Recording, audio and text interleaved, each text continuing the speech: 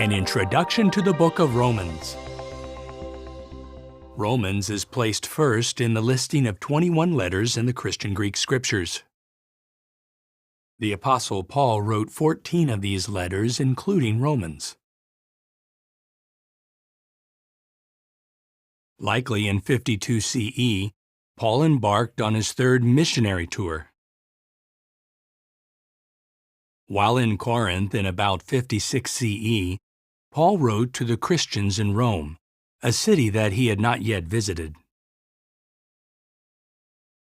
The letter to the Romans contains 16 chapters. In chapter 1, Paul expresses his desire to visit the Christians living in Rome in order to enjoy an interchange of encouragement. He also explains that the world's ungodly conduct is inexcusable because God's invisible qualities are clearly seen in His creative works. Did you know? Paul used Tertius as his secretary to write this letter. The faithful sister Phoebe may have delivered this letter to Rome, or may have accompanied the person who did. In chapter 2, Paul highlights God's impartiality. Both Jews and Gentiles will be judged by the same standard.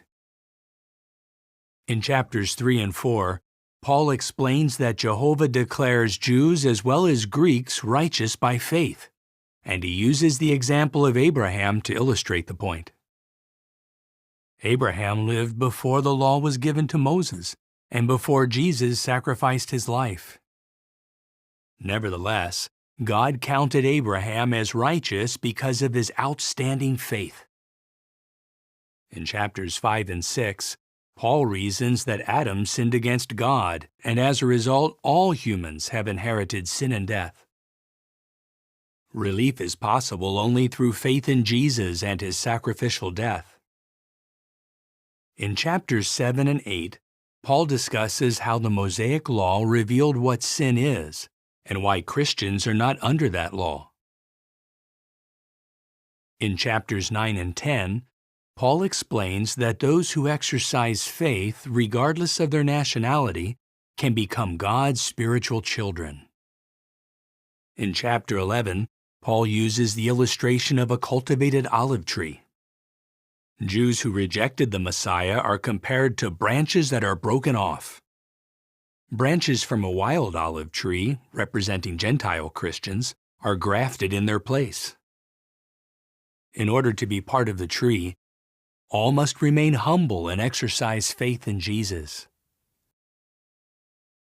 In chapters 12 and 13, Paul exhorts Christians to be peaceable with all, to love one another, and to respect governmental authorities.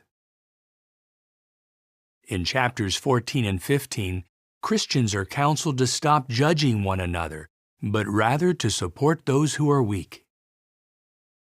In chapter 16, Paul concludes with words of encouragement and warm personal greetings, mentioning 26 individuals by name.